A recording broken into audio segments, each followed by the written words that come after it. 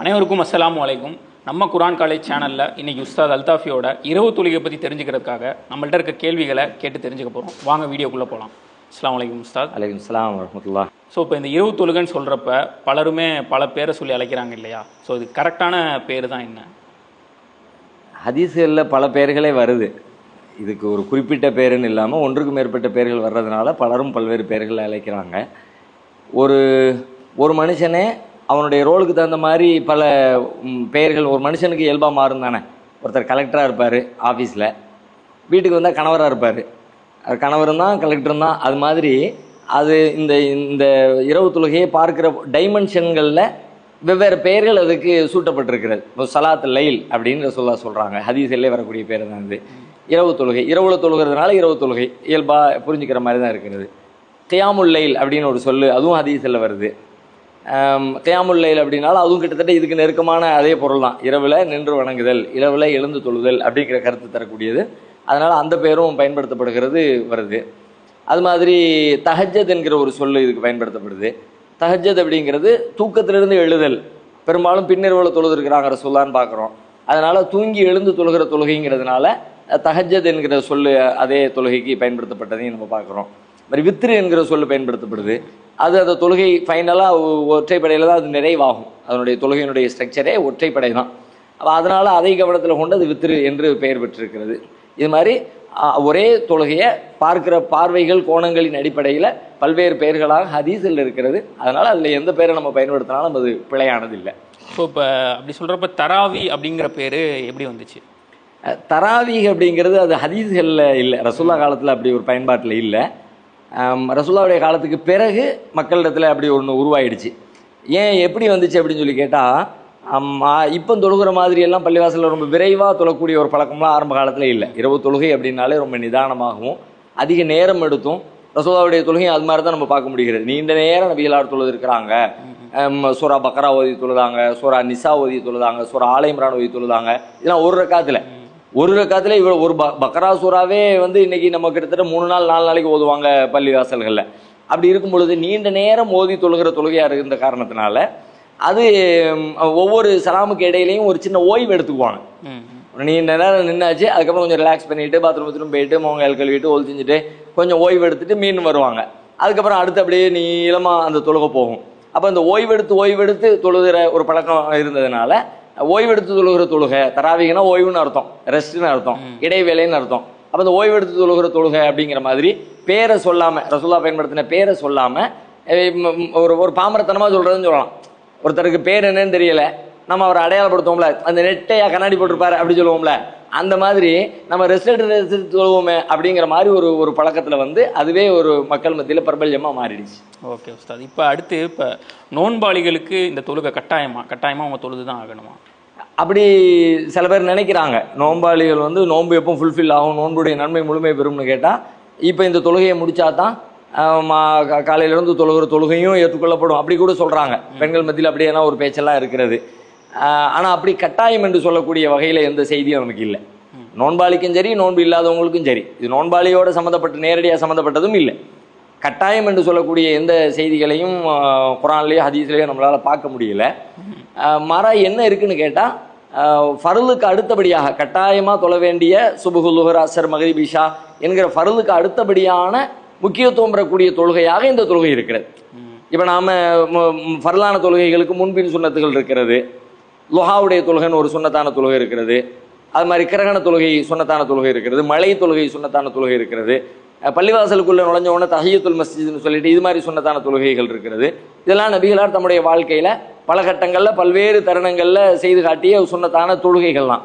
ஆனால் இந்த எல்லா தொழுகைகள்லையும் முதன்மையான தொழுகை எது இருக்குன்னு கேட்டால் இரவு தொழுகை தான் இருக்கிறது. ஃபர்லுக்கு அடுத்தபடியாக ரசூலுல்லாஹ்வே சொல்கிறாங்க, அஃலலு ஸலாத்தி பஅதல் ஃபரீலா ஸலாத்துல் லைல். கடமையான தொழுகைக்கு பிறகு தொழுகைகளிலே சிறந்த தொழுகை என்பது இரவு தொழுகை தான் அப்படின்னு சொல்கிறாங்க. அப்படி அது வலியுறுத்தப்பட்டிருக்கிற காரணத்தினால கூடுதல் முக்கியத்துவம் இருக்கிறது. இன்னும் ரசூலுல்லாஹ் சொன்னாங்க, அலைக்கும் பி கியாமில் லைல் ஃபஇன்னஹு தஅபு ஸாலிஹீன கப்லக்கும். நீங்கள் இரவு தொழுகையை எடுத்துக்கங்க. ஏன் அப்படின்னு கேட்டால் அது உங்களுடைய முன்னர் வாழ்ந்த முன்னோர்களின் வழிமுறையாக இருக்கிறது. இப்படியெல்லாம் சிலாகித்து சொன்ன காரணத்தினால உயர்வான இடத்தை பெற்றிருக்கிற ஒரு தொழுகை அதிகமாக வலியுறுத்தப்பட்ட ஒரு நபி வழி என்று சொல்ல முடியுமே தவிர இது ஒரு கடமையான தொழுகை, கட்டாயமாக தொழுது ஆகணும். அதிலும் குறிப்பாக நோன்பு வச்சிருக்கிறவங்க தொழுது ஆகணும். ஏன்னா நோம்பாளி நீ தொழலையான்னு பேச்சு வழக்கிலே கேட்குறாங்க. ஏப்பா நோம்புலாம் வச்சிருக்கேன், என்ன 20 தொழுகைக்கு ஆள காணோம் அப்படியெல்லாம் கேட்குற ஒரு பழக்கத்தை நம்ம பார்க்குறோம். அப்படி அதுக்கும் நம்ம நேரடியாக முடிச்சு போடக்கூடிய வகையில் கட்டாயம் என்று சொல்லக்கூடிய எந்த செய்திகளையும் நம்ம ஹதீஸ்களில் பார்க்க முடியல. ஓகே சார், இப்போ வலியுறுத்தப்பட்ட ஒரு சுன்னான்னு சொல்கிறப்ப நபி ஸல்லல்லாஹு அலைஹி வஸல்லம் சஹாபாக்கள் அந்த ஆரம்ப காலத்தில் எப்படியும் ஃபாலோ பண்ணியிருப்பாங்களா இல்லையாங்கிற ஒரு டவுட் எனக்கு வருது. ஸோ இப்போ ஸ்டார்டிங் இந்த மக்காவுடைய காலத்தில் இந்த மாதிரி தொழுகையெல்லாம் அவங்க கட்டாயமாக ஃபாலோ பண்ணிட்டு தான் இருந்தாங்களா? இதனுடைய வரலாறு அப்படின்னு எடுத்துக்கிட்டா இப்போ இது கடமை இல்லை நம்ம சொல்கிறோம். ஆரம்பத்தில் இது கடமையாக இருந்துச்சானா ரசூலுல்லாஹ்வுடைய ஆரம்ப காலத்தில், நபித்துவத்தினுடைய துவக்க காலத்தில் இது முஸ்லீம்களுக்கு கடமையானதாகவே இருந்துச்சு. எப்படி அப்படின்னு கேட்டால் ஆரம்பத்தில் அருளப்பட்ட சூரா முஸ்ஸம்மில் நீங்கள் எடுத்து பார்த்தீங்கன்னா தெரியும். சூரா முஸ்ஸம்மில்ல அல்லாஹ் ஆர்டராகவே படையா ஐயுஹுல் முஸ்ஸம்மில் குமில் லைல இல்லா கலீலா நிஸ்ஃபஹு அவின் குஸ் மின்ஹு கலீலா அவுசித் அலைஹி வரத்தில் குர்ஆன தர்தீலா. இதில் என்ன சொல்கிறான்னு கேட்டால் நீங்கள் இரவு நேரத்தில் அதிகமான நேரம் நின்று வணங்குங்க. அப்போ ஒரு ஆர்டராகவே அல்லாஹ் போட்டிருந்தான். ரசூலுல்லாஹ் அதை கடைப்பிடிச்சாங்க, சஹாபாக்கள் அதை கடைப்பிடிச்சாங்க. நீண்ட காலமாக எந்த அளவுக்குன்னு கேட்டால் ரசூலுல்லாஹ் மேராஜுக்கு போயிட்டு வர்ற வரைக்கும் இது ஒரு கடமையானதாகவே இருந்துச்சு. மேராஜுடைய பயணத்துக்கு பிறகு 5 வக்து தொழுகைங்கிற அந்த நிர்ணயம் உண்டாகி கட்டாயமாக அது செய்தாக வேண்டும் என்கிற ஒரு நிலை ஏற்பட்டதுக்கு பிறகு அது வரைக்கும் இந்த தொழுகை தான், இந்த இரவு தொழுகை தான் ஒரு கட்டாயமான கடமையான தொழுகை என்ற இடத்துல இருந்துச்சு. நபிகளாரும் அதை கடைப்பிடிச்சிக்கிட்டே வந்தாங்க. ஆனால் அதில் இன்னொரு ஆச்சரியமான தகவல் என்னன்னு கேட்டால் அந்த நேரத்திலே ரசூலுல்லாஹ் 11 ரக்காத் தொழுதாங்க. ஆரம்ப காலத்திலே ரசூலுல்லாஹ் இப்போ எத்தனை தொழுதாங்கன்றது ஆயிஷா நாயகி அறிவிக்கக்கூடிய செய்தியில் வருது. 11 ரக்காத்து தொழுது இருக்கிறாங்க. ஆனால் அல்லாஹ்வுடைய ஆர்டரில் இந்த கடமை அப்படிங்கிறதுல ரக்காத்துகளுடைய எண்ணிக்கையை ரசூலுல்லாஹ் காட்டி தந்துட்டாங்க. அல்லாஹ் இன்னொரு கடமையை சேர்த்து சொல்கிறான். எதென்ன கடமைன்னா தொழுகைக்கான நேரம். நேரம்னா எந்த நேரத்தில், அந்த நேரம் அல்ல, எவ்வளவு நேரம் தொழுகை, எவ்வளவு நேரம் தொழ வேண்டும் என்பதையும் அல்லாஹ் கடமையாக்கணும். எப்படி சொன்னோம்னா குமில் லைல இல்லா கலீலா, இரவுல கொஞ்ச நேரம் தவிர நீங்கள் நின்று வணங்க. அப்படின்னா இரவின் அதிகப்படியான நேரம் நீங்கள் வணக்க வழிபாட்டுக்கு செலவழிக்கணும், இந்த தொழுகையை தொழுகணும் ஒன்று சொல்லிட்டு அடுத்து சொல்கிறான் நிஸ்ஃபஹு. அந்த அதிக நேரம் அப்படின்னு சொல்கிறதுக்கு அர்த்தம் என்ன தெரியுமா? ஒன்று பாதி இரவு தொழுங்க, அவின் குஸ்மின்ஹு கலீலா, அல்லது அந்த பாதியை விட கொஞ்சத்தை குறைச்சிக்குங்க, அவுசித் அலைஹி, அல்லது பாதியை விட கொஞ்சத்தை கூட்டிக்குங்க. கிட்டத்தட்ட பாதி இரவுக்கு கொஞ்சம் முன்னாகவோ கொஞ்சம் பின்னாகவோ அந்த அளவுக்கு அவ்வளவு நேரம் நீங்கள் தொழணும் அப்படின்னு இந்த நேரத்தையும் சேர்த்து அது ஒரு கடமைகளில் ஒன்றாகவே இவ்வளவு நேரம் நீங்கள் தொழுகணும் அப்படிங்கிற ஒரு விஷயத்தை அல்லாஹ் கடமையாக ஆக்கியிருந்தான். இது ஏறத்தாழ ஒரு ஓராண்டு காலம் இது நீடிச்சிச்சு. ஆயிஷா நாயகி தான் இந்த செய்தியும் சொல்கிறாங்க. கிட்டத்தட்ட ஓராண்டு காலம் இது நீடிச்சிச்சு. ஒரு வருடத்துக்கு பிறகு அல்லாஹ் இந்த நேரத்தை தளர்த்தினான். இவ்வளவு நேரம் தொழுகணும் அப்படின்னு இருந்துச்சு. ஆனால் ஒரு வருஷத்துக்கு பிறகு சூரா முஸ்ஸம்மிலுடைய கடைசி வசனம் அருளப்பட்டுச்சு. அதில் என்ன வருதுன்னு கேட்டால் இன்ன ரப்பக யாலமு அன்னக தக்கூமு அதுனா மின் சுலுசை லைலி ஒ நிஸ்ஃபஹு ஒ சுலுசஹு. அல்லாஹ் முதல்ல சொன்ன மாதிரி நபியே நீங்களும் உங்கள் கூட இருக்கிறவங்களும் நீங்கள் இரவு நேரத்தில் நீங்கள் தொழுவுறீங்க. எவ்வளோ தொழுவுறீங்க? நம்ம சொன்ன மாதிரியே பாதி இரவு தொழுவீங்க, அதை விட கொஞ்சம் கூட தொழுவுறீங்க, அதை விட கொஞ்சம் கம்மியாக தொழுவுறீங்க, அதையெல்லாம் நீங்கள் தொழுவுறீங்க, அதெல்லாம் நமக்கு தெரியுது. ஆனால் உங்களை பின்னாடி பல்வேறுபட்ட மக்கள் உங்கள் பின்னாடி வர இருக்கிறாங்க. பிஸ்னஸ் மேன் வர இருக்கிறாங்க, போராளிகள் வர இருக்கிறாங்க, பலதரப்பட்ட மக்கள், நோயாளிகள் வர இருக்கிறாங்க. அதையெல்லாம் கவனத்தில் கொண்டு அல்லாஹ் இப்போ உங்களுக்கு ஒரு தளர்வை கொடுத்துட்டான். அதனால ஃபக்ரவும் மாத்த எஸ்ஸரம் என்ற குர்ஆன் எவ்வளோ ஏழுதோ அதை ஓதி நீங்கள் தொழுதுங்க அப்படின்னு அது இவ்வளவு நேரம் இருக்கணும் அப்படின்னு சொன்ன சட்டத்தை அல்லாஹ் வாபஸ் வாங்கிட்டான். அதனால ஆரம்பத்தில் இது இன்னைக்கு இது கடமை இல்லை என்கிற நிலை இருந்தாலும் கூட வரலாற்றின்படி நபிகளாருடைய ஆரம்ப காலத்தில் இதுதான் ஒரு கடமையான தொழுகையாகவே பாவிக்கப்பட்டு வந்தது. கடமையான தொழுகைன்றப்ப சஹாபாக்களுக்கும் தானே இது? சஹாபாக்களும் தான் இதை கடைப்பிடிச்சாங்க. எல்லாமே அதுதான் சொல்கிறான். நேரடியாக டைரெக்டாக ரசூலுல்லாஹ்வை பார்த்து அந்த ஆர்டர் இருந்தாலும் கூட அந்த அத்தியாயத்தினுடைய கடைசியில் எப்படி வருதுன்னு கேட்டால் ஒ தாயிஃபத்தும் மினல்லதீன மஅக, நீங்களும் இப்படி தொழுவுறீங்க, உங்கள் கூட ஒரு டீம் இது மாதிரி தொழுதுகிட்டு இருக்கிறாங்க, எல்லாமே நமக்கு தெரியுது. அப்போ சஹாபாக்களுக்கும் சேர்த்து தான் அந்த கடமைங்கிற மாதிரியான கருத்து அதிலிருந்து விளங்குது.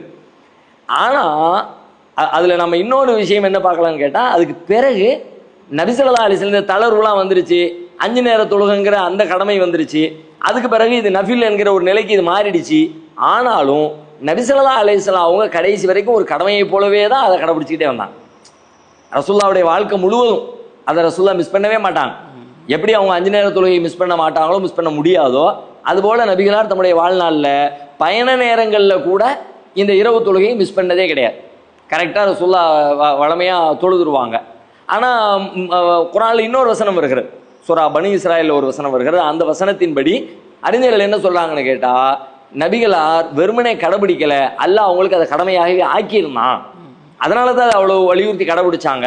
அந்த வசனம் என்னன்னு கேட்டால், ஓ மினல் லைலி ஃபதஹஜ்ஜத் பிஹி நாஃபிலத்தல்லக், இரவு நேரத்தில் நீங்கள் தஹஜ்ஜத் தொழுவுங்க, அது உங்களுக்கு பிரத்யேகமான உபரியான, உங்களுக்கு மட்டும் ஸ்பெஷலான ஒரு தொழுகையாக அது ஆக்கப்பட்டிருக்கிறது என்று அந்த வசனத்தை மையமாக வைத்து, இது ரசூலுல்லாஹ்வுக்கு ஸ்பெஷலா சிறப்பாக நீங்கள் தொழுதும் ஆகணும்னு அல்லாஹ்விடமிருந்து கட்டளை இருந்துச்சு. அதனால நபிகளார் தம்முடைய வாழ்நாள் முழுக்க அதை ஒரு கடமையை போலவே கருதி தொழுதார்கள் என்று அறிஞர்கள் அதற்கு விளக்கம் தருகிறார். ஓகே சார், இதில் எக்ஸ்ட்ரா சொல்லணும்னா, அந்த டைமில் முஸம்மில் சூரா இறங்கினதுக்கு முன்னாடி பார்த்தோன்னா கொஞ்சம் வசனங்கள் தான் இறங்கியிருக்கும் இல்லையா? அப்போ அவங்க பாதி இரவு அதுக்கு மேலே அது கொஞ்சம் கம்மியாக தொழுதாங்கன்னா அந்த வசனங்களை திருப்பி அது ஒரு முக்கியமான, அதில் ஒரு நல்ல செய்தி தான். ஏன்னா இப்போ சில பேர் எனக்கு ரொம்ப தெரியாதேன்னு சொல்கிறாங்கல்ல, அதிக வசனங்கள் மனப்பாடம் இல்லை, நான் எப்படி தொழுகிறது, நீ நேரம் தொழ சொல்கிறீங்க, எப்படி தொழுகிறது அப்படிலாம் கேட்குறாங்கல்ல. அதுக்கு நீங்கள் சொல்லக்கூடிய ஒரு நல்ல ஆன்சர் தான். ஏன்னா அப்போ ரொம்ப கம்மியான வசனங்கள் தான் இறக்கப்பட்டிருக்கும். பின்னாடி நாட்கள் ஆக ஆகத்தான் அதிகமான குர்ஆனுடைய வசனங்கள் அருளப்பட்டிருக்குமே தவிர, அப்போ இந்த குறைந்த சூரா அலக் இருந்துச்சு, சூரா முத்தஸிர் இருந்துச்சு, 1-2 சூறாக்கள் தான் இருந்துச்சு. அந்த தருணத்தில் தான் இந்த சட்டம் வருகிறது. அப்போ அந்த நேரத்தில் அதை சொல்லுதா இவ்வளவு நேரம் தொழுதுருக்குறாங்க அப்படின்னா, அதையே திரும்ப திரும்ப திரும்ப திரும்ப ஓதி ஓதி ஓதி ஓதி தொழுதுருக்கிறாங்க என்பது அதில் கூடுதலாக நமக்கு கிடைக்குது. ஓகே சார், இப்போ என்ன டைம் ரேஞ்சு பார்த்துட்டோம், ஸ்பெசிஃபிக்காக இந்த நேரத்தில் தான் தொழுகணும் அப்படி எதுவும் இருக்கா இந்த நேரத்துக்குள்ளே அப்படின்னு? தொழுகையினுடைய நேரத்தை, ஆமாம், இரவு தொழுகை அப்படின்னு சொன்னாலும் இரவு மகரிபிலிருந்து சுபஹ் வரைக்கும் இருக்குது, நீண்ட லாங் டைமு. ஆனால் அதுக்குள்ளே இந்த தொழுகை எப்போ அப்படின்னு பர்டிகுலராக நம்ம தேடணும்னா, இந்த நேரம் தான் அப்படின்னு வரையறுத்து சொல்லக்கூடிய நிபந்தனைகள் எதுவும் இல்லை. இஷாவுக்கு பிறகு சுபுவுக்கு இடைப்பட்ட நேரத்தில் எல்லா நேரமுமே இரவு தொழுகைக்கான நேரம் தான். இப்போ நீங்கள் இஷா 8 மணிக்கு தொழுதுட்டீங்க, சுபுகு 5 மணிக்கு வருது அப்படின்னா, நீங்கள் 8லேருந்து உங்களுக்கு இரவு தொழுகையினுடைய நேரம் ஸ்டார்ட் ஆகிடுச்சு. 9, 10, 11, 12, 1, 2, 3, 4 சுபுகு பாகம் சொல்கிற வரைக்கும் உங்களுக்கான டைம் இருக்கிறது. இந்த லாங் டைம் அதுக்குள்ளே இருக்கிறது தொழுதுக்கலாம். ஆனால் பிரத்யேகமாக அதிகமாக நபி ஸல்லல்லாஹு அலைஹி வஸல்லம் தொழுத நேரம் அப்படின்னு எடுத்து பார்த்தோம்னா, முன்னிரவுலையும் தொழுதுருக்கிறாங்க, நடு இரவுலையும் தொழுதுருக்கிறாங்க, பின்னிரவுலையும் தொழுதுருக்கிறாங்க. ஆனால் பின்னிரவில் தான் ரொம்ப முக்கியத்துவம் கொடுத்து தொழுதுருக்கிறாங்க. அதிகமான நாட்கள், அதிகமான நேரங்கள் ரசூலுல்லாஹ்வுடைய இரவு தொழுகை எப்படி இருக்குன்னு கேட்டால், இரவின் ஆரம்ப நேரத்தில் தூங்கிட்டு பின்னிரவுல எழுந்துதான் நபிகளார் தொழக்கூடியது ஒரு பழக்கமாக வச்சுருந்தாங்க. அது ஒரு சிறந்த நேரம் அப்படின்னு ரசூலுல்லாஹ் நமக்கு வழிகாட்டி இருக்கிறாங்க. ஓகே சார், இப்போ சிறந்த நேரம் பிரத்யேகமாக ரசூலுல்லாஹ் சூஸ் பண்ணுறாங்கன்றப்ப அதில் கண்டிப்பாக ஏதாவது காரணம் இருக்கும் இல்லையா? அதுக்கு எதுவும் இருக்கா? காரணம் இருக்குது, அதையும் ரசூலுல்லாஹ்வே சொன்னாங்க. பிரத்யேகமாக இந்த 3வது இரவை ரசூலுல்லாஹ் தேர்ந்தெடுத்ததுக்கு காரணத்தில் ஒன்று என்னன்னு கேட்டால், குர்ஆன்லே அல்லாஹ் சொல்கிறான், சூரத்து தாரியாத்தில் கூட வரும், கானு கலீலம் மினல் லைலி மா யஹ்ஜஊன் வபில் அஸ்ஹாரிஹும் யஸ்தக்ஃபிரூன். அவங்க இரவு நேரத்தில் கொஞ்சமாக தான் தூங்குவாங்க, மற்ற நேரத்தில் எழுந்து வணங்குவாங்க. அந்த சஹருடைய நேரத்தில், சஹருங்கிறான் இப்போ நம்ம சஹருடைய நேரம்னா நமக்கு தெரியத்தானே செய்யுது, சாப்பிட்ற நோன்பு வைக்கிறேன்னு. அந்த சஹருடைய நேரத்தில் வபில் அஸ்ஹாரி ஹும் யஸ்தக்ஃபிரூன், சஹருடைய நேரத்தில் எழுந்து அவங்க பாவ மன்னிப்பு தேடுவாங்க. அப்போ அந்த நேரம் சிறப்பான நேரம் என்று புரிந்து கொள்ளத்தக்க வகையில் அல்லாஹ்வுடைய வசனங்களும் அருளப்பட்டிருக்கிறது ஒன்று. நபிகளாரும் சொன்னாங்க, அல்லாஹ்விடமிருந்து அறிவிக்கப்பட்ட செய்தியின்படி ரசூலுல்லாஹ் சொன்னாங்க, ஒவ்வொரு இரவிலும் என்சிலு ரப்புனா தபாரக வ தஆலா குல்ல லைலத்தின் இல சமாயி துன்யா, ஒவ்வொரு நாள் இரவிலும் அல்லாஹ் முதலாவது வானத்தின்பால் இறங்கி வருகிறான். ஹீன யபகா சுலுசுல் லைலில் ஆகர், அந்த இரவின் 3வது பாகத்தில் 2 பாகம் முடிஞ்சு 3வது பாகம் ஒரு 2 மணிக்கு மேலான அந்த நேரம் வரும் பொழுது ஒவ்வொரு நாளும் அல்லாஹ் முதல் வானத்தில் தன் அருட்கரங்களை விரித்து அல்லாஹ் ஒரு கோரிக்கை வைப்பதாக ரசூலுல்லாஹ் சொல்றாங்க. மையதுஊனி ஃபஸ்தஜீப லஹு, என்ற துவா செய்கிறவங்க யாராவது இருக்கீங்களா? நான் பதில் சொல்றேன். மை யஸ்அலுனி ஃபஉதியஹு, என்ற யாராவது கேட்குற ஆட்கள் யாராவது இருக்கிறீங்களா? நான் உங்களுக்கு தர்றேன். மை யஸ்தக்ஃபிருனி ஃபஅக்ஃபிர லஹு, என்ற பாவ மன்னிப்பு கேட்குற யாராவது இருக்கீங்களா? நான் உங்கள் பாவத்தை மன்னிக்கிறேன் அப்படின்னு வாண்டடா அல்லாஹ் அந்த பின்னிரவுல இந்த உலகை நோக்கி ஒரு அழைப்பு விடுப்பதாக நபிகளார் சொல்றாங்க. அப்போ அது சிறந்த நேரம் தானே. இது போன்ற ஒரு வாய்ப்பு வேற எந்த நேரத்தில் இருக்கிறது? 24 மணி நேரத்தில், லோஹர் நேரத்திலேயோ அஸ்ர் நேரத்திலேயோ மக்ரிபி நேரத்திலேயோ எல்லா நேரத்திலையும் அல்லாஹ் பிரார்த்தனைகளை ஏற்பான், அதில் மாற்று கருத்து இல்லை. அல்லாஹ்வை பற்றி அறிமுகப்படுத்தும் பொழுது அப்படி தான் அல்லாஹ் அறிமுகப்படுத்த சொல்கிறான். நீங்கள் கேட்டால் நான் தருவேன்னு சொல்லுங்க அப்படி தான் சொல்கிறான். ஆனாலும் இது ஸ்பெஷல் நேரம், கூடுதலாக நீங்கள் கவனிக்க வேண்டிய ஒரு நேரம் என்று சொல்லி அல்லாஹ் நமக்கு கற்றுத்தர காரணத்தினால ரசூலுல்லாஹ் அந்த நேரத்தை தேர்ந்தெடுத்திருக்கிறாங்க, அதில் அதிகமாக வழிபாடு செஞ்சுருக்கிறாங்க என்று நாம் புரிஞ்சுக்கலாம். சுப்ஹானல்லாஹ். அந்த டைம் எலைட்டான டைமுங்கிறப்ப அதை நம்மளும் யூஸ் பண்ணிக்கணும் கண்டிப்பாங்கிறது புரியுது. ஸோ இப்போ தொழுகையை பற்றி பார்த்துட்டோம். இப்போ தொழுகையோட ரெக்காத் இத்தனை யூனிட் தான் தொழுகணும், இத்தனை ரெக்காத் தான் அப்படிங்கிற வரையறை இருக்கா? இத்தனை ரக்காத் தான் தொழுகணுங்கிற வரையறை இருக்கத்தான் செய்யுது.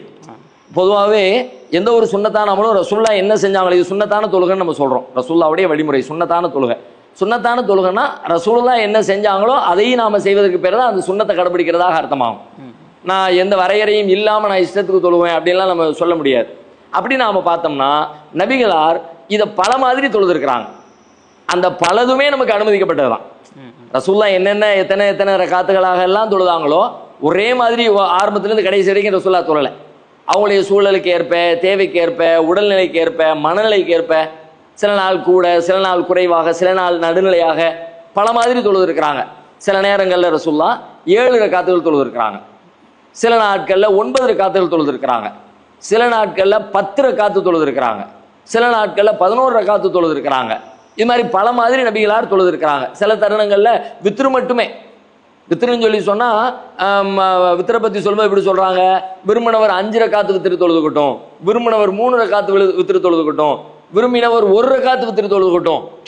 1 ரக்காத்து வித்திரை பற்றி ஒரு அறிவிப்பு வரும், நீங்கள் சுபக பயந்தீங்கன்னா 1 ரக்காத்து வித்திரு தொழுங்கன்னு. அது அல்லாமல் பொதுவாகவும் இருக்கிறது. இல்லை நைட்லாம் நீண்ட நேரம் நின்று தொழுக வைக்கிறதுக்கெல்லாம் வாய்ப்பு இல்லை, திரும்ப முழிக்கலாம் வாய்ப்பு இல்லை அப்படின்னு நினைக்கிற ஒரு ஏதாவது தொழுதுட்டு படுக்கணும்னு நினைக்கிறீங்களா? அப்போ நீங்கள் 5 தொழுலாம் 5 தொழுது படுத்துக்குங்க, 3 தொழுதுட்டு வித்திரை மட்டும் முடிச்சுக்குங்க, 1 ரக்காத்து மட்டும் தொழுதுக்குங்க. இப்படி கூட ரசூல்லா அப்போ இந்த வடிவங்களில் இத்தனை வடிவங்களில் ரசூல்லா தொழுதாங்கன்னு நமக்கு ஆதாரப்பூர்வமாக கிடைக்குதோ அந்த எண்ணிக்கை அடிப்படையில் நாம் தொழுதோம்னா ரசூல்லாவுடைய சுன்னத்தை நாம் நிறைவேற்றுவதாக அர்த்தமாகும். அதை தாண்டி அதிலிருந்து மாறுபட்டு முரண்பட்டு நாம் செய்வதற்கு அனுமதி இல்லை. அப்போ உஸ்தாத் இதை விட அதிகமாக இப்போ பரவலாக தொழுகிறாங்க, 20 ரக்காத் தொழுகிறது. ஸோ இப்போ 20 ரக்காத் தொழுகிறது அது தவறான இது? 20 ரக்காத் தாராளமாக தொழலாம், ஆனால் ஒரு கண்டிஷன் இருக்குது. 20 ரக்காத்து தொழுகிறது பிரச்சனை, தவறு, பாவம்னா இல்லை, தொழத்தானே செய்கிறோம். தொழுகை எப்படி நம்ம குற்றமாக பாவமாக சொல்ல முடியும்? ஆனால் அதுக்கான கண்டிஷன் என்னென்னா, நிபந்தனை என்னென்னா உங்களுடைய நீயத்து தான் நிபந்தனை. நீங்கள் ரசூலுல்லா தொழுதாங்க இது சுன்னத்துன்னு சொல்லி தொழுகிறீங்களாங்கிறதான் கேள்வி. சுன்னத்துன்னு சொல்லி தொழுதா அப்படி எண்ணம் வைத்து கொண்டு ரபிகளாருடைய வழிமுறைன்ற அந்த சுன்னத்து என்ற உணர்வோடு நீங்கள் தொழுதா என்ன இருந்துச்சோ அதை தான் நீங்கள் செய்யணும். அதிலிருந்து கூட்டினீங்கன்னா ரசூல்லா மேலே நீங்கள் பழிய போட்டிங்கன்னா ரசூல்லா தொழாத உடனே நீங்கள் தொழுதாக சொல்லிட்டதா அர்த்தமாயிடும். அப்போ நீங்கள் என்ன பண்ணணும், சுன்னத்தாக தொழுகிறத ரசூல்லா தொழுத மாதிரி தொழுதுட்டு அதிகப்படியாக நீங்கள் தொழுகிறீங்களா நஃபிலா தொழுவுங்க. உங்களுக்கு தான் சாய்ஸ் இருக்குதா, எப்போ வேணாலும் தொழுகலாம். தடுக்கப்பட்ட நேரம் தவிர எல்லா நேரங்கள்லையும் ஒருத்தர் தான் விரும்பின மாதிரி அல்லாஹ் தொழலாம். 2 ரக்காத்தா 2 ரக்காத்தா தொழுதுகிட்டே இருங்க. 20 ரக்காத்து தொழுங்க, அதை விட அதிகம் கூட தொழுங்க, அதை விட கம்மி கூட தொழுவுங்க. எண்ணிக்கைக்கு வரையறையே கிடையாது. அதனால 20 ரக்காத்து தொழுவது பிழையானது, தப்பானது கிடையாது, தாராளமாக தொழுகலாம். அதை தொழுகிற பொழுது உங்களுடைய மனம் என்ன சொல்கிறது, நான் சுன்னத்தை செய்கிறேன்னு சொல்கிறீங்களா அல்லது எனக்கு அனுமதிக்கப்பட்ட வகையில் நஃபிலாக என் இறைவனை நெருங்குவதற்காக நான் இதை செய்கிறேன், கடமையான தொழுகையின் வழியாக நான் ஒரு அடியான் என் பக்கம் நெருங்குகிறான், உபரியான தொழுகைகளின் வழியாக மேலும் மேலும் என்ன அளவில் நெருங்குகிறான் என்று அல்லாஹ் சொல்லுவதாக நபிகளார் சொல்றாங்க. அதனால அல்லாஹ் அந்த சான்ஸ் கொடுத்துருக்கான், வாய்ப்பை கொடுத்துருக்கான், தாராளமாக தொழுவுங்க. சுன்னத்துன்னு சொல்லாதீங்க. உதாரணமாக சொன்னால் இப்போ சுபுகு இருக்கு, சுபுவுக்கு முன் சுன்னத்து 2 ரக்காத்து எல்லாருக்குமே தெரியும், இதில் யாருக்கும் மாற்றுக்கிறதுலாம் இல்லை. இப்போ நான் சுபுவுக்கு முன் சுன்னத்து 4ன்னு சொல்கிறேன், யாராவது ஒத்துக்குவாங்களா? அது 20 ரக்காத்து தொழுகிறவங்களா இருக்கட்டும், 8 ரக்காத்து தொழுகிறவங்களா இருக்கட்டும், 11 ரக்காத்து தொழுகிறோம் யாராக இருக்கட்டும், யாராவது சுபு சுன்னத்து 4ன்னு சொன்னால் ஒத்துக்குவாங்களா? யாரும் ஒத்துக்க போகிறதில்லை. அதே நேரத்தில் ஒருத்தர் 2 ரக்காத்து சுபுவுடைய முன் சுன்னத்து தொழுதுட்டு எழுந்துச்சு நின்று நஃபில் தொழுவார், 2 தொழுகிறார், திரும்ப ஒரு 2 தொழுகிறார், திரும்ப ஒரு 2 தொழுகிறார். இன்னும் தொழுகைக்கு 20 நிமிஷம் இருக்குது, அரை மணி நேரம் இருக்குது, அந்த டயத்தை நம்ம ஏன் சும்மா வீணாக உட்காந்துருப்பானே, அல்லாவோடு உரையாடல் நிகழ்த்துவோமேன்னு சொல்லிட்டு அதிகப்படியாக ஒருத்தர் 4 ரக்காத்து அதுக்கு இடையில தொழுதுட்டார். சுபுவுக்கு முன்னாடி முதல்ல சுன்னத்து 2 ரக்காத்து முடிச்சுட்டாரு, அதுக்கு பிறகு 2, அதுக்கு பிறகு 2 எக்ஸ்ட்ரா 2, 4, 6 தொழுதாரு. யாராவது இதை குறை சொல்ல முடியுமா? குறை சொல்லுவோம். அதே தான். அதே மாதிரி உங்களுடைய நியத்தை சரி செய்து கொண்டு நீங்கள் தொழுதீர்கள் என்று சொன்னால் 20 ரக்காத்து தொழுவதில் எந்த பிழையும் இல்லை. சரி உஸ்தாத், இப்போ வித்திரு மட்டும் தொழுவலாமா? சில டைமில் சில பேருக்கு தொழுக டைம் இல்லை அப்படின்னா வித்திரு மட்டும் தொழுதுக்கலாமா? தாராளமாக வித்திரு மட்டும் தொழலாம். அதே ரசூலுல்லாஹ் அனுமதியும் கொடுத்துருக்காங்க. வித்திரு மட்டும் பின்னிரவுல நீண்ட நேரம் இந்த மாதிரி ரக்காத்துகளை தேர்ந்தெடுத்து தொழ முடியாதவங்க விரும்பியவர் 5 தொழுது கொள்ளட்டும்ங்கிறாங்க, விரும்பியவர் 3 தொழுது கொள்ளட்டும்ங்கிறாங்க, விரும்பியவர் 1 தொழுதுங்கிறாங்க. அது மாதிரி அதை மட்டும் கூட ஒருத்தர் தொழுதுட்டு நிறைவு செய்து விட்டு போனால் அதுவும் ஓகே தான், மார்க்கத்தில் பிழை இல்லை. சரி, இப்போ தொழுகையை தவற விட்டுட்டோம், வித்திரு இரவு தொழுகையை தவற விட்டுட்டோம் அப்படின்னா அதில் எதுவும் பாவங்கள் இருக்கா? தவற விடுதலை பொறுத்த வரைக்கும் இந்த இரவு தொழுகையை ஒருத்தர் வழமையாக தொழுதுட்டே வராருன்னு வைங்க, அவர் தவற விடுறதுன்னு ஒன்று இருக்குது.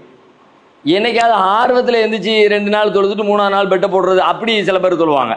இவர் தவற விடுறதுன்னு ஒன்று இருக்குது. வழமையாக தொழுகிற ஒருத்தர் தவற விட்டாருன்னா அவர் இரவுல தவறிட்டு தூங்கிட்டோம் சுபு ஆயிடுச்சு அப்படின்னு கவலைப்பட தேவையில்லை, அவர் சுபு தொழுதுட்டு கூட அதை தொழலாம். ஏன்னா இவர் வளமையாக அதை செய்கிறவர், இன்னைக்கு மிஸ் ஆயிடுச்சு அவருக்கு. அது மாதிரி நபிகளாருக்கும் மிஸ் ஆச்சு, ரசூலுல்லாஹும் தொழுதுருக்கிறாங்க. வளமையாக தொழுகிறவங்களுக்கு இந்த அனுமதியை கொடுத்ததாகவும் நமக்கு ஹதீஸ்கள் கிடைக்கிறது. வளமையாக தொழாத ஒருத்தர் ஏதோ ஒரு ஆர்வ கோளாறுல ஒரு 4 நாள் தொழுவோம் 2 நாள் தொழுவோம் அப்படி தொழக்கூடிய ஆட்கள் இந்த அனுமதியை பயன்படுத்த முடியாது. அப்புறம் உஸ்தாத், பள்ளியில் கொஞ்சம் தொழுகையை தொழுதுட்டு மீதி வந்து வீட்டில் போய் தொழுதுக்கலாமா? அந்த மாதிரி எதுவும் அனுமதிகள் இருக்கா? தாராளமாக தொழுகலாம், ஒன்றும் தவறு இல்லை. பள்ளியில் சுண்ணத்தான தொழுகிறீங்க, நஃபிலா தொழுகணும்னு நினைக்கிறீங்க, வீட்டில் போய் தொழுவுங்க. அல்லது இங்கேயே சுண்ணத்தான தொழுகைகளையே ஒரு 4 ரக்காத்து சேர்ந்து தொழுதுட்டோம், அதுக்கு பிறகு மிச்சத்தை போய் வீட்டில் தொழுதுக்குவோம், வீட்டில் போய் ஒரு 4 தொழுதுக்குவோம், வீட்டில் போய் வித்திரு தொழுதுக்குவோம், அப்படி பெண்டிங் வச்சு அப்படி தொழுவுங்க, தாராளமாக தொழுகலாம். ஆனால் அதில் கவனிக்க வேண்டிய விஷயம் என்னன்னு கேட்டால், நீங்கள் இங்கே சேர்ந்து ஃபுல்லாக முழுசாக முடிக்கும்போது நீங்கள் வித்திரையும் சேர்த்து முடிச்சிடக்கூடாது. நீங்கள் பின்னாடி போய் தொலை போகிறோம், இப்போ நம்ம சஹருக்கு சாப்பிட்றதுக்காண்டி எந்திக்க போகிறோம் கன்ஃபார்மாக, அப்போ நம்ம அந்த நேரத்தில் தொழுகலாம் நமக்கு தோணுது, அந்த நேரத்தில் தொழுகலாம் நமக்கு தோணுதா, அப்போ நீங்கள் முன்னிரவில் தொழுவும் பொழுது வித்திரு தொழாமல் போயிடுங்க. வித்திர பெண்டிங்கை வச்சுட்டு, ஏன்னா ரசூலுல்லாஹ் சொல்லிட்டாங்க, இஜஅலு ஆகிர சலாத்திக்கும் வித்ரா, உங்களுடைய இரவு தொழுகையில் கடைசி தொழுகையாக நீங்கள் வித்ராக ஆக்கிக்கங்கன்னு சொல்லிட்டாங்க. அப்போ அதனால அந்த வித்திர பெண்டிங் போட்டு லாஸ்ட்டில் தொழுதுக்குங்க. இங்கே நீங்கள் முடிச்சிட்டீங்கன்னா வித்திர முடிச்சிட்டீங்கன்னா திரும்ப நீங்கள் வித்திர தொழ முடியாது. ஒரு இரவில் 2 வித்திரை இல்லைன்ட்டாங்க. இப்போ உஸ்தாத், இப்போ ரொம்ப நேரம் தொழுகிறதுக்கு சில பேருக்கு ஆசையும் இருக்கும், சில பேருக்கு ஆசை இல்லாமலும் இருக்கும். அதுக்கு மெயினான காரணம் என்னன்னு பார்த்தா, சூறாக்கள் அதிகமாக எனக்கு தெரியாது, சின்ன சின்ன சூறாக்கள் தான் தெரியும்னு சொல்லுவாங்க. ஸோ இதை பற்றி எப்படி அதை புரிஞ்சுக்கிறது அவங்கள்ட்ட? அதிக நேரம் நின்று தொழுகிறது சிறப்பு. ஏன்னா அதுவும் குறிப்பாக ரமலானை பற்றி சொல்லும்போது ரசூலுல்லாஹ் இப்படி சொன்னாங்க, மன்காம ரமலான ஈமானம் வஹதிசாபன் உஃபிரலஹு மா தகத்தம மின் தம்பி, யாரு ரமலானிலே நின்று வணங்குகிறாரோ, அப்போ அந்த நிற்றல் என்பது வலியுறுத்தப்படுது அப்படின்னு சொல்லி சொன்னால் அவருடைய முன்பாவங்கள் மன்னிக்கப்படும்ங்கிறாங்க. அப்போ நிற்றல் வலியுறுத்தப்படுதுன்னு சொல்லி சொன்னால் கூடுதல் நேரம் நிற்பதற்கு நாம் முயற்சி எடுக்கணும் தான். இப்போ நம்ம அதிக சூறாக்களை மனப்பாடம் பண்ணுவதன் வழியாகத்தான் அதை செய்ய முடியும், அதை செய்யணும். ஆனால் மனப்பாடம் இல்லை, என்ன பண்ணுறது? சில பேருக்கு மனப்பாடம் பண்ண நினைச்சாலும் முடியாது, ஆகாது, அப்படியே சிக்கல் இருக்கும். அந்த மாதிரி ஆட்கள் என்ன பண்ணலாம், அவங்களுக்கு தெரிஞ்ச சூறாக்களை திரும்ப திரும்ப ஓதலாம். அதை ஒரு கதை ஓத்திட்டு அதுக்கு பிறகு திரும்ப ஓதக்கூடாதுலாம் கட்டாயம் கிடையாது, தாராளமாக திரும்ப ஓதலாம். இப்போ ரசூலுல்லாஹ் கூட ஒரு நாள் இரவு அவங்க ஒரு வசனம் ஓதுறாங்க, அது அவங்களுடைய சிந்தனையை ரொம்ப பாதிக்குது, அதே வசனத்தை சுபு வரைக்கும் ஓதுறாங்க. மறுமையில் ஈசா அலைஹிஸ்ஸலாத்துல அல்லாஹ் ஒரு விசாரணை நடத்துவான்.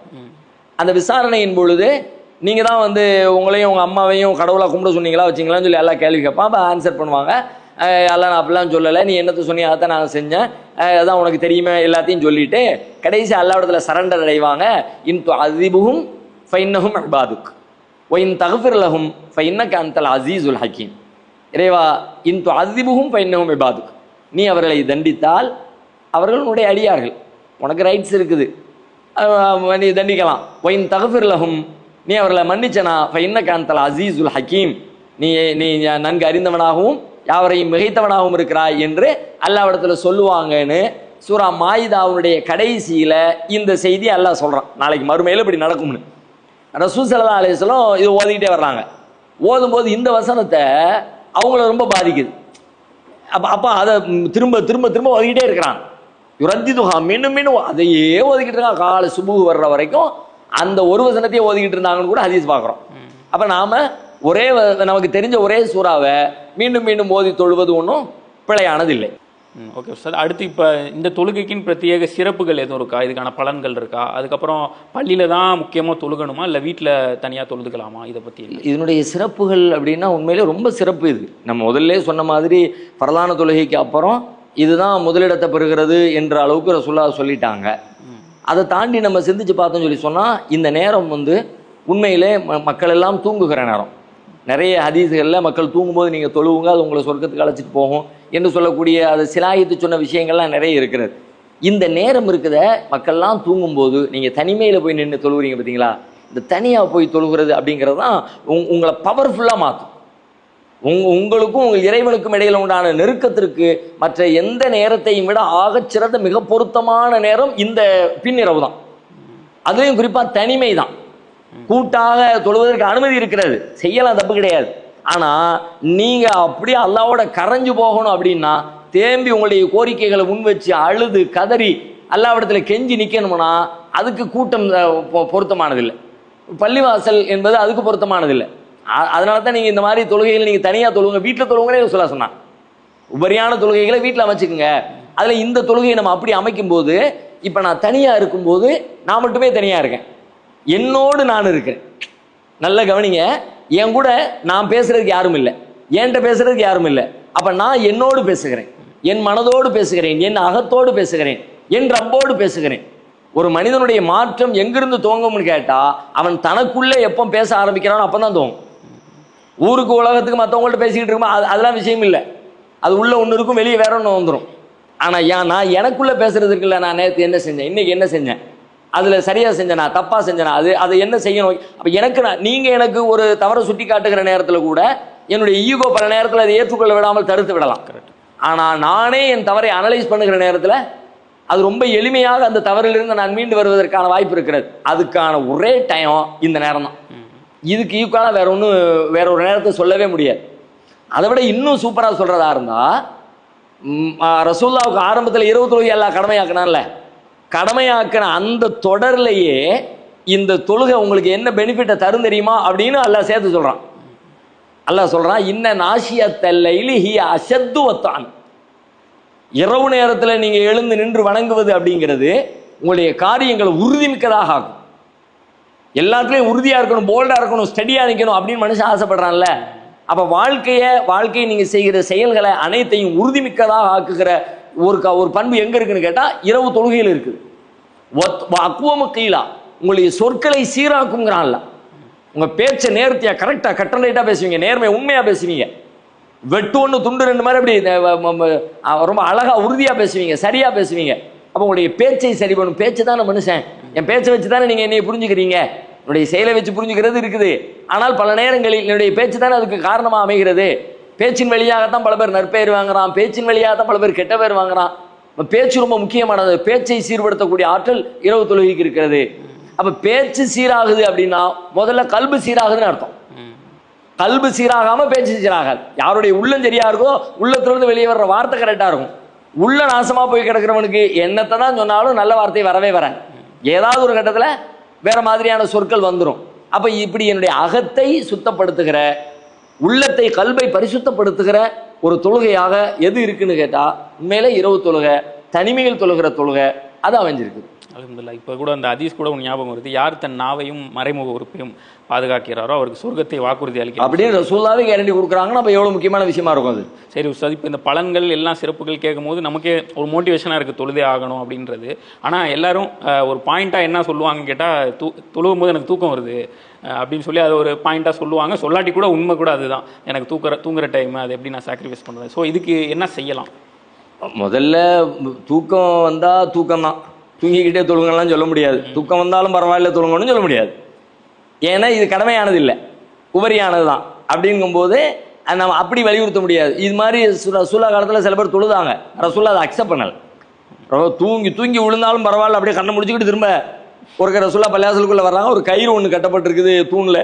என்ன கயிறுன்னு கேட்குறாங்க.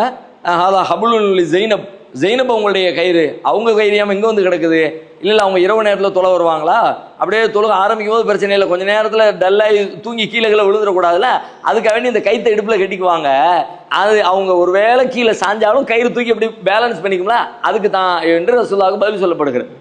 ரசூல்லா இப்போ நம்மளா இருந்தால் ஏப்பா எப்படியும் தொழுதுருக்குறாங்க, தூங்கி விழுந்தாலும் அப்படின்னு நம்ம நினைப்போம். ரசூல்லா அப்படி நினைக்கல.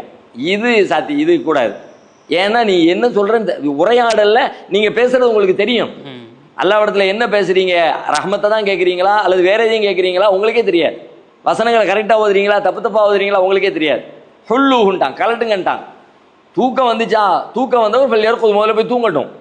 அவர் தூக்கம் நல்லா போனதுக்கு பிறகு அதுக்கப்புறம் எழுந்து வந்து மீண்டும் அல்லாவுக்கு முன்னாடி நிற்கட்டும். சல்லி அலைக்கும் நஷாத்தஹு, ரொம்ப சுறுசுறுப்பா அல்லாஹ் முன்னாடி வந்து நில்லுங்க. சோம்பேறித்தனமாக தூக்கத்தில் இருக்கிற ஒருத்தரால் சுறுசுறுப்பாக இருக்க முடியாது. என்ன சொன்னாலும் சரி, எவ்வளவு அருமையாக கராத்து ஓதுனாலும் தெரியுமா, அவர் தூங்கி விடுற நிலையில் இருக்கிறவரால் நல்ல ஒரு புத்துணர்ச்சியோட அந்த வழிபாட்டை செய்ய முடியாது. அதனால தூக்கம் மிகைக்கிற ஒருத்தராக இருந்தால் அவர் தூக்கத்துக்கு தான் முன்னுரிமை கொடுத்து ஆகணும் ஒன்று. அதே நேரத்தில் இரவு தொழுகை தொழகணும் அப்படின்ற ஆசையும் ஆர்வமும் உங்களுக்கு இருக்குமானால் நீங்கள் அதற்காக உங்களை தயார்படுத்தி கொண்டால் நீங்கள் உங்களால் தொழுத முடியும். தயார்படுத்துறது அப்படின்னா என்ன, முன்னாடி முன்னேற்பாடாக இருக்கணும்.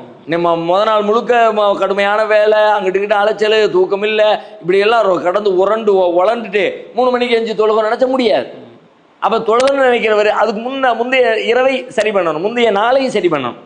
முதல் நாள் அவருடைய உழைப்பு, இதுக்காக வேண்டிய பிளான் பண்ணணும். நாளைக்கு காலையில் தொழணும், அதுக்கு எந்திரிக்கணும், டயர்ட் ஆயிடக்கூடாது, படுத்து தூங்கிடக்கூடாது, தூக்கம் வர்ற மாதிரி ஆயிடக்கூடாது. அப்படின்னா என்ன பண்ணுறது, சீக்கிரம் தூங்குங்க. ரசூல்லா சொன்னாங்க, இஷாவுக்கு முன்னாடி தூங்குறத ரசூல்லா வெறுத்தாங்க, இஷாவுக்கு பிறகு பேசிக்கிட்டு இருக்க ரசூல்லா வெறுத்தாங்க. இஷாவுக்கு பிறகு தூங்கிடு, 8 மணி 8:30 9 மணிக்கு இஷாவை முடிச்சோன்னா படுத்துருங்க. 3 மணிக்கு சூப்பராக இருந்திக்கலாமே, 3:30 மணிக்கு சூப்பராக இருந்திக்கலாமே. 11 மணிக்கு படுத்துவிட்டு 12 மணிக்கு படுத்துவிட்டு நாம காலையில் சுபுக்கு தஹஜ்ஜுத் செஞ்சு தொழுகணும் அப்படின்னா எப்படி முடியும்? அது தூக்கம் தள்ளத்தான் செய்யும். அது மாதிரி வயிற்ற நல்லா ஃபுல்லாக நொப்பிட்டு படுத்தணும் வைங்க, அதுவும் சிக்கல் முடியாது. அதுவும் நம்மளை தூக்கத்தில் தான் ஒன்று தள்ளும். அவன் வயிற்ற கொஞ்சம் காலி போடுங்க, ஃபுல்லாக அடைக்காமல் ஒரு பாதியோ ஒரு காவாசியோ சாப்பிட்டுட்டு சீக்கிரமாக சாப்பாடை கொஞ்சம் சீக்கிரமாக சாப்பிடுங்க. கடைசி நேரத்தில் தூங்க போகிற நேரத்தில் சாப்பிட்டுட்டு அப்படியே மப்பும் மந்தாரமுமாவே எந்திக்க முடியாமல் கிடக்கிறதுக்கு பதிலாக முந்தையே சாப்பிட்டுட்டு கொஞ்சம் உடம்பு அதுக்கு தயார் பண்ணுங்க, மனதை தயார் பண்ணுங்க, உடலை தயார் பண்ணுங்க தூக்கத்துக்கு. ஏன்னா கண்டிப்பாக உடம்புக்கு தூக்கம் கொடுத்து ஆகணும், அதுக்கு உரிய நேரத்தில் கொடுத்துருங்க. கொடுத்துட்டா உங்களுக்கு இந்த நேரம் நல்ல முறையில் பீஸ்ஃபுல்லாக கிடைக்கும், அல்லாஹ்வுடைய மேலே எந்திரிச்சு தொழ முடியும். ஓகே சார், இப்போ குர்ஆனில் எடுத்துக்கிட்டோம்னா இந்த இரவு தொழுகையை பற்றி ஸ்பெசிஃபிக்காக என்னென்ன விஷயங்கள்லாம் அல்லாஹ் சொல்கிறான்? நம்ம ஏற்கனவே சொன்ன மாதிரி சூரா முஸம்மில்ல கட்டளையிட்டது அதற்கான நன்மைகள் அப்படி சொன்னால், அது அல்லாமல் இரவு தொழுகையை பற்றி எப்படி மற்ற தொழுகைகள் பற்றி சொல்லப்பட்ட ஹதீஸில் தான் பெரும்பாலும் நீங்கள் 5 நேர தொழுகைகள் அதனுடைய பெயர்கள் அதனுடைய நம்பர் எல்லாத்தையுமே ஹதீஸில் தான் பார்க்க முடியும். பொதுவான காலையில் தொழுங்கள், பகலின் ஓரங்களில் தொழுங்கள், இரவில் தொழுங்கள் என்று இந்த 5 நேரத்தை சூசகமாக சொல்லக்கூடிய வசனங்கள் தான் குர்ஆனில் நீங்கள் பார்க்க முடியும். ஆனால் இரவு தொழுகை சம்பந்தமாக இரவுல நீங்கள் தொழுவுங்கனே பல வசனங்கள் இருக்குது. பல வசனங்கள்ல அல்லாஹ் திரும்ப வல்லதீன யபீத்தூன லி ரப்பிஹிம் சுஜ்ஜதம் வ கியாமா, இபாதுர் ரஹ்மான் அல்லாஹ் அளவற்ற அருளாளனின் அடியார்களிடம் இருக்கிற பண்புகள்னு ஒரு பெரிய பட்டியல் அல்லாஹ் போட்டுக்கிட்டே வருவான் சூரா ஃபுர்கான்ல. அதுல இடையில அல்லாஹ் சொல்வான் வல்லதீன யபீத்தூன லி ரப்பிஹிம் சுஜ்ஜதம் வ கியாமா, அவர்கள் தம்முடைய இறைவனுக்காக இரவு நேரத்தை சுஜூதிலேயும் கியாமிலேயும் கழிப்பார்கள். இபாதுர் ரஹ்மான் அப்படிதான் இருப்பாங்க அப்படின்னு அல்லாஹ் ஒரு இடத்துல அதை சிலாயிச்சு சொல்றத பார்க்குறோம். அதே மாதிரி இன்னொரு இடத்துல அல்லாஹ் சொல்றான் மூமின்கள் யார் அப்படிங்கிற சூரா சஜ்தா 32வது அத்தியாயத்தில் அல்லாஹ் சொல்றான் இன்னமா யூமினு பி ஆயாத்தின் அல்லதீன இதா ذுக்கிரு பிஹா ஹர்ரு சுஜ்ஜதன் வ சப்பஹு பி ஹம்தி ரப்பிஹிம் வஹும் லா யஸ்தக்பிரும். மூமின்கள் யாரு அப்படின்னு கேட்டா, நம்முடைய வசனங்களை நம்பக்கூடிய ஆட்கள் யார் அப்படின்னு கேட்டா, இன்னமா யூமினு பி ஆயாத்தின் அல்லதீன இதா ذுக்கிரு பிஹா, நம்முடைய வசனங்களை நம்புறவங்க யாருன்னு கேட்டா, நம்ம வசனங்கள் அவங்களுக்கு சொல்லப்படுகிற நேரத்தில் அவங்க அல்லாஹ்வை தஸ்பீஹ் செய்வாங்க, சுஜூதுல விழுவாங்க, அப்படியெல்லாம் சொல்லிட்டு தத்தஜாஃபா ஜுனூபுஹும் அனில் மலாஜிஇ யதுஊன ரப்பஹும் ஹௌஃபம் வ தமஆ, ரப்புல் ஆலமீன ஆசையோடையும் அச்சத்தோடையும் அல்லாஹ்விடத்தில் பிரார்த்திக்கிறதுக்காக வேண்டி அவங்களுடைய விழாப்புறங்கள் எழுந்து விடும். தத்தஜாஃபா ஜுனூபுஹும் அனில் மலாஜி, படுக்கையிலிருந்து விழாப்புறங்கள் எந்திரிக்கும். அப்போ தூங்கிக்கிட்டு இருக்கிறவன் எந்திப்பாங்கண்ணா, தூங்கிக்கிட்டு இருக்கிறவன் எந்திரிச்சு அல்லாஹ்விடத்தில் அச்சத்தோடும் ஆர்வத்தோடும் பிரார்த்தனை பண்ணுவாங்க. இரவு நேர தொழுகையை பற்றி தான் அல்லாஹ் இப்படி பேசுற. இது மாதிரி குர்ஆன்ல ஒமினல் லைலி ஃபஸ்ஜுதுல்லா, இரவு நேரத்தில் இறைவனை சுஜூது செய்யுங்கள், வஸப்பிஹு லைலன் தவீலா, நீளமாக அல்லாஹ்வை இரவுல தஸ்பீஹ் செய்யுங்கள். அப்ப இரவு தொழுகை குறித்து இது மாதிரி நிறைய இடங்கள்ல அல்லாஹ் ரப்பல் ஆலமீன் வலியுறுத்தி பேசுகிறார். உஸ்தாத், இப்போ இரவு தொழுகையை பற்றி சிறப்புகள் ஃபுல்லாக பார்த்துட்டோம். அப்படின்றப்ப அந்த மோட்டிவேஷன் வருது. அல்ஹம்துலில்லாஹ் நம்ம எல்லாருமே தொழுது ஒரு கான்ஃபிடென்ட்டான பர்சன் ஆகணும்னா அல்லாஹ் வந்து இந்த டூலை கொடுத்துருக்கான்னு தெரியுது. ஸோ இன்ஷால்லாஹ் தொழக்கூடிய பாக்கியத்தை அல்லாஹ் நம்ம எல்லாருக்குமே தரட்டும். அல்ஹம்துலில்லாஹ் இரவு தொழுகையை பற்றி டீட்டெயிலாக நம்ம பார்த்தாச்சு. ஸோ இன்ஷால்லாஹ் இன்னொரு வீடியோவில் இன்னொரு டாபிக் பற்றி நம்ம பார்க்கலாம். இந்த வீடியோ பற்றின கருத்தை கமெண்ட் பாக்ஸில் கமெண்ட் பண்ணுங்கள். உங்களுக்கு கொஷின்ஸ் இருந்தாலும் கமெண்ட் பண்ணுங்கள். மேலும் இந்த வீடியோவை அதிகமாக மக்களுக்கு ஷேர் செய்யுங்க. அஸ்ஸலாமு அலைக்கும்.